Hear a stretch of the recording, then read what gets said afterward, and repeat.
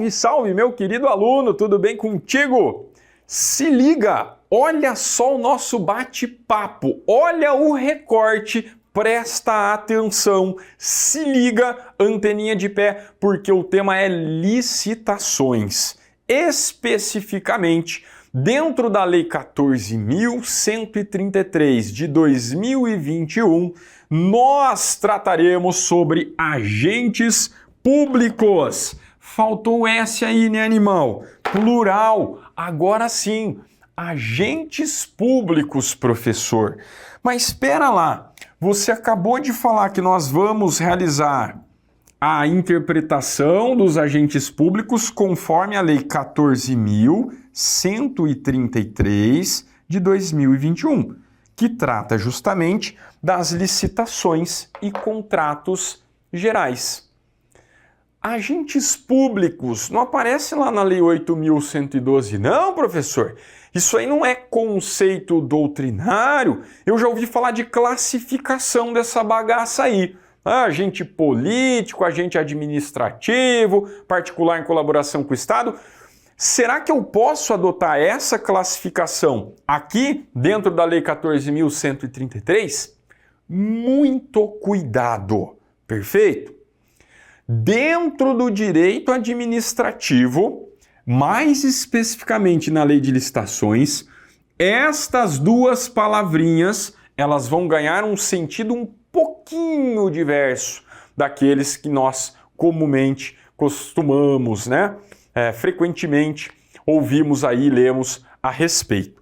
Então, olha só, cuidado, porque quando a gente pensa em agentes públicos, normalmente nós pensamos em alguma pessoa, alguma estrutura que tenha ligação com a administração pública. Fechou? Só para relembrar rapidamente, e aí eu já vou pegar o raciocínio para que você consiga fazer a distinção. Quando a gente pensa em agentes públicos, nós podemos utilizar essa expressão em sentido amplo, ok? E dentro desse sentido amplo, tem uma galera que entra nesse balaio. Quem que é essa galera, professor? São os chamados agentes políticos, ok? Nós também podemos colocar aí os chamados agentes administrativos e nós podemos colocar ainda os particulares, desde que colaborem com a administração, particulares que atuem em colaboração. Então, olha só, essa classificação aqui aparece em todo o bom manual de direito administrativo. Resumidamente, todo aquele que tem algum vínculo com a administração pública, que desempenhe funções, atividades, mandatos, cargos, enfim, para que venham a prestar serviços afetos à administração pública, serviços públicos em geral, nós vamos considerá-los agentes públicos. E olha só como é importante. Além do conceito, a gente precisa entender o contexto da questão. Por quê? Quando nós falarmos daqui para frente em licitações e contratos administrativos, não está errado utilizar o termo agentes públicos. Pelo contrário, a própria lei de licitações traz dentro de um dos seus capítulos os chamados agentes públicos. Ok? Nós já vamos ver lá a redação do artigo 7º e 8º. Então, olha só, muita atenção. Se aparece agente público, agentes públicos, no sentido lato, no sentido amplo, tudo bem, eu posso utilizar essa expressão. Inclusive, essa classificação que eu expus aqui é a adotada, é a que prevalece majoritariamente. E a gente tem as suas subespécies, A gente tem servidores públicos, empregados públicos, temporários, agentes credenciados, honoríficos, etc, etc, etc. Não compete aqui ficar esmiuçando sobre a classificação. Por quê? O que a gente precisa entender é a diferença. Embora a lei de licitações tenha utilizado essa expressão, nós precisamos entendê-la dentro do contexto de licitações. Combinado? Fechou? Vem comigo então. Se liga, tá na tela aí os agentes públicos. Com o advento da Lei 14.133, várias inovações foram trazidas pelo legislador. O Marco das Licitações e Contratos traz um capítulo específico acerca dos agentes públicos, os quais atuarão nas contratações públicas. Caberá à autoridade máxima do órgão ou entidade promover a gestão por competências e designar agentes públicos para o desempenho das funções essenciais à execução da lei. Se liga agora no bizu. Estes agentes serão designados como agentes de contratação e deverão necessariamente atender aos seguintes requisitos legais. E a gente já vai ver quais são os requisitos. Mas olha só que interessante. Com base e sabendo da classificação dos agentes públicos de forma ampla, quando a gente pensa dentro do âmbito, melhor dizendo, da lei de licitações, vamos colocar aqui um OBS, ok? Observação. Essa é a ideia. Os agentes públicos, aqui na lei de licitações, serão chamados de agentes de contratação. Ok? E já nós vamos ver quais são os requisitos aí. Então, olha a terminologia, tá? Isso aqui é para derrubar PQD, para derrubar paraquedista, que cara, vou fazer essa prova aqui, não sabe nem o nome, né? Onde coloca o nome. Beleza? O cara, em vez de colocar o nome, ele coloca o polegar, né? Pronto, tá pronto, já assinei. Se liga! Agentes de contratação são aqueles servidores, nós vamos ver que preferencialmente serão servidores ou empregados, ok? Que conduzirão o procedimento licitatório. Então eles vão ganhar uma roupagem nova, uma nomenclatura nova. Eles são agentes públicos.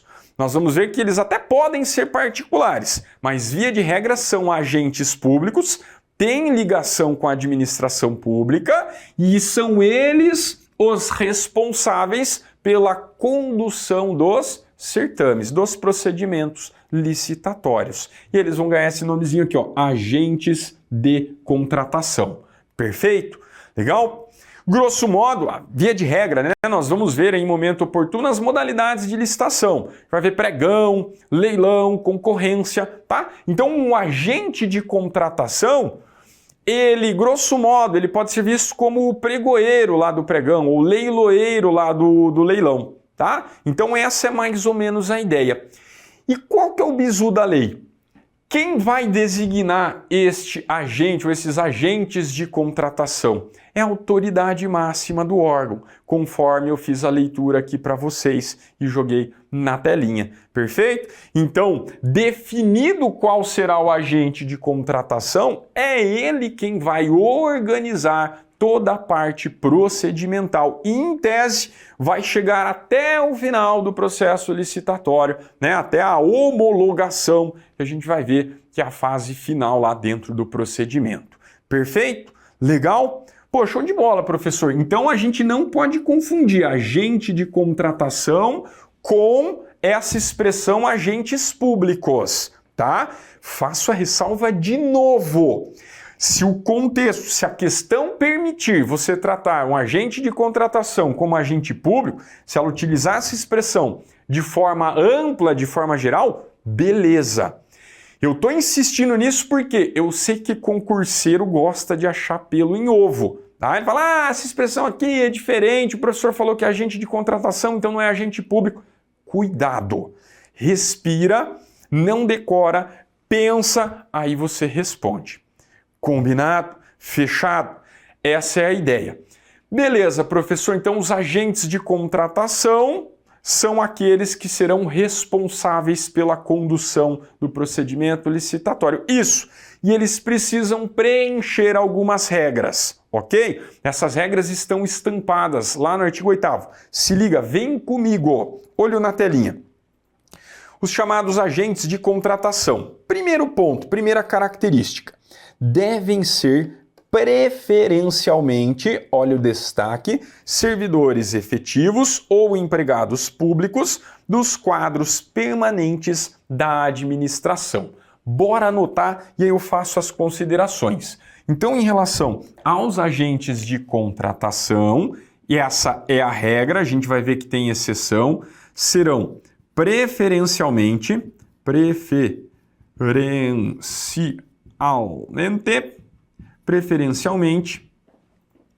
servidores ou empregados. E aí, aqui sim, a gente faz a distinção. E aí eu já vou fazer o link com a classificação que eu falei ainda há pouco, ok? Empregados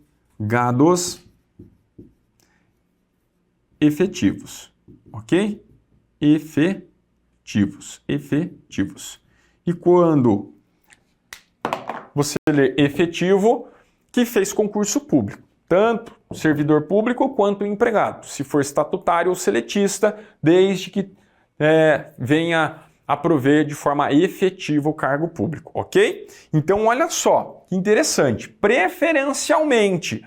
E aí, a ideia do nosso legislador foi, obviamente, deixar dentro dos quadros da administração pública a responsabilidade pela condução do certame.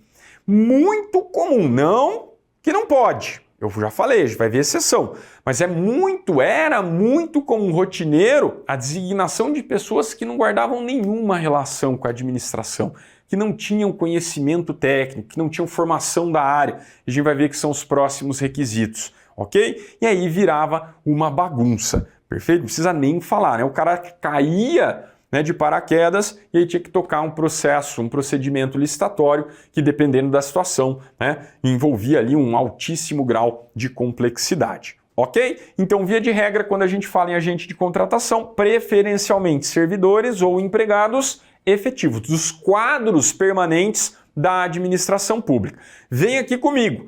Né? Dentro dessa classificação geral, os agentes administrativos, que a gente diferencia servidor público, empregado público e temporário. Sacou? Como tem ligação, como faz sentido a gente pensar em um agente de contratação como também sendo um agente público? Fechou? Próxima característica, tá na tela aí, ó. Devem ter atribuições relacionadas a licitações e contratos ou possuir formação compatível ou qualificação atestada por certificação profissional emitida por escola de governo, criada e mantida pelo poder público. Então, olha só, óbvio, é óbvio, mas no Brasil nem tudo que é óbvio, né, pode deixar de ser escrito. Então, olha só, preferencialmente servidor empregado que tenha relação, ok? Ou que desempenhe atividades relacionadas. Então, se liga, ok? Desde que desempenhe atividades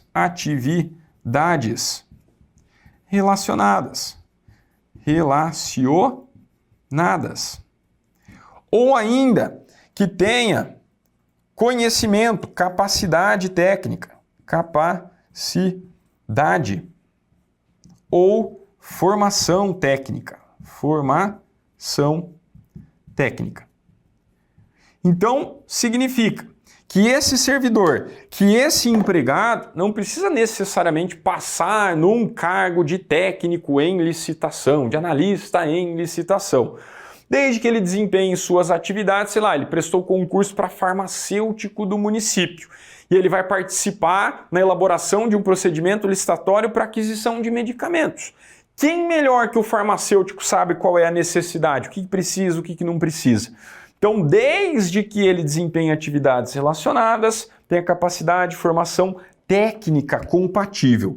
E se ele não tiver, as chamadas escolas de governo farão essa capacitação. Então é a própria administração capacitando o seu pessoal para que venha conduzir o certame de forma, dentro dos padrões de lisura exigidos pelo nosso legislador. Fechou? Bora voltar. E outra situação que a gente não pode esquecer, além dessas duas características, e aqui na verdade se trata de uma vedação, não pode ser um agente de contratação, tá aí na tela. Não podem ser cônjuge ou companheiro de licitantes ou contratados habituais da administração, nem tenham com ele vínculo de parentesco, colateral ou por afinidade, até o 3º grau ou de natureza técnica, comercial, econômica, financeira, trabalhista e civil. Então a gente faz a anotação aqui, além de ter capacidade, e a gente coloca na verdade como uma observação, Na verdade é uma vedação. Observação, vedado o grau de parentesco. Vedado o parentesco, ok? Parentesco. E aí aqui, seguindo os termos da ideia estampada lá na súmula vinculante número 13, que veda o nepotismo até 3º grau, a gente não pode ter aí a designação desses agentes de contratação. Fechou? Perfeito? Pô, legal, professor. Então apareceu esse termo aqui, a gente lembrou dessas características, show de bola. Só que olha só, vem comigo, de olho na telinha aí. Seguindo a sequência, a gente também não pode esquecer que dentro de um dos princípios trazidos pelo artigo 5º, nós temos a chamada segregação de funções. Dada a sua importância, ele aparece como princípio lá no artigo 5º, ok? Se liga! Outra novidade decorrente da Lei de Licitações foi a previsão expressa, no âmbito das contratações públicas, do princípio da segregação de funções. Em síntese, consiste na necessidade da administração separar o exercício das funções entre seus agentes, cada um atuando em uma etapa específica do procedimento licitatório. Qual que é a finalidade, professor? Visa dar maior eficácia e ampliar as formas de controle interno. Então se liga, fica mais fácil quando esquematiza e a gente consegue enxergar. Olha só, a ideia da autoridade, quando nomeia um agente de contratação, é que ele realize a preparação, ok? E dê sequência a todas as fases procedimentais do processo licitatório, do procedimento licitatório. Pô, beleza, fechou. Então, vamos dar como exemplo, vamos pegar uma linha temporal. Legal? Foi nomeado um agente de contratação, ok? Um agente de contratação, e aí ele fez a parte preparatória, divulgou o edital, bonitinho, todas as fases que a gente vai ver, e aí chegou lá na homologação, ok? Houve a homologação do certame. A gente vai passar uma fase, uma segunda etapa, não que faz parte do procedimento licitatório em si, mas que trata-se da fiscalização. Na fiscalização, ok? Então, olha só, se esse agente de contratação foi nomeado para conduzir o certame, necessariamente outro agente, essa é a ideia da segregação, será responsável pela fiscalização. Era muito comum na lei anterior, na lei 8666, o mesmo agente, ok? O mesmo agente atuar na fase de licitação, na fase de fiscalização, na fase de execução do contrato. Professor, realmente não fazia muito sentido. Então a ideia da segregação de funções é exatamente essa: conferir uma maior lisura, tornar o procedimento licitatório mais transparente e abrindo uma maior possibilidade de realização de controle por parte da própria administração. Fechado? Beleza! Tranquilo então, professor? Faz sentido, né? Mas para que vocês percebam, o nosso legislador precisou colocar de forma estampada, expressa na legislação, né? Para que a gente pudesse aí, inclusive até ter uma força normativa, força legal para cobrar depois a administração pública. Beleza, então agentes de contratação, eles são responsáveis pela condução do certame. Só que olha só, professor, já fiquei com medo. A hora que eu virar um agente público, um servidor, passar em concurso público, se eu for nomeado para virar um agente de contratação, vou assumir a bronca sozinho? Perceba, a própria lei de licitações, ela traz a possibilidade de uma equipe de apoio que venha auxiliar esse agente de contratação, na mesma forma que já funcionava em relação ao pregoeiro. Lá na Lei 10.520, a gente tem a figura do pregoeiro, é o responsável pela condução do pregão, e aí ele poderia se valer de uma equipe de apoio. Aqui funciona da mesma forma. Perfeito? Vem comigo então, tá na tela. Olha só, nos termos do artigo 8º da Lei de Licitações, como a gente já anotou aí, é pessoa designada pela autoridade competente entre servidores efetivos ou empregados públicos dos quadros permanentes da administração para tomar decisões, acompanhar o trâmite da licitação, dar impulso ao procedimento licitatório e executar quaisquer outras atividades necessárias ao bom andamento do certame até a homologação. E aí o bizuzinho, estes agentes poderão ser auxiliados por equipe de apoio e responderão individualmente pelos atos que praticarem, salvo quando induzidos a erro pela atuação da equipe. Cuidado, destaco a questão da responsabilidade. Por mais que seja possível o apoio de uma equipe a esse agente de contratação, a sua responsabilidade se dará de forma individualizada. É o que a gente anota aqui em relação à observação número 2, ok? Então, o OBS número 2, ainda em relação aos agentes de contratação, perfeito? Poderão ter auxílio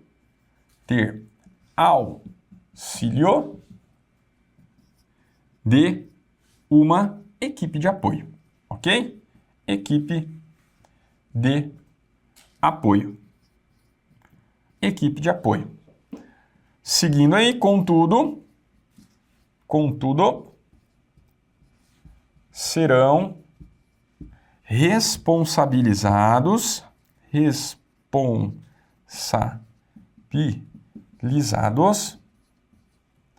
individualmente, ok?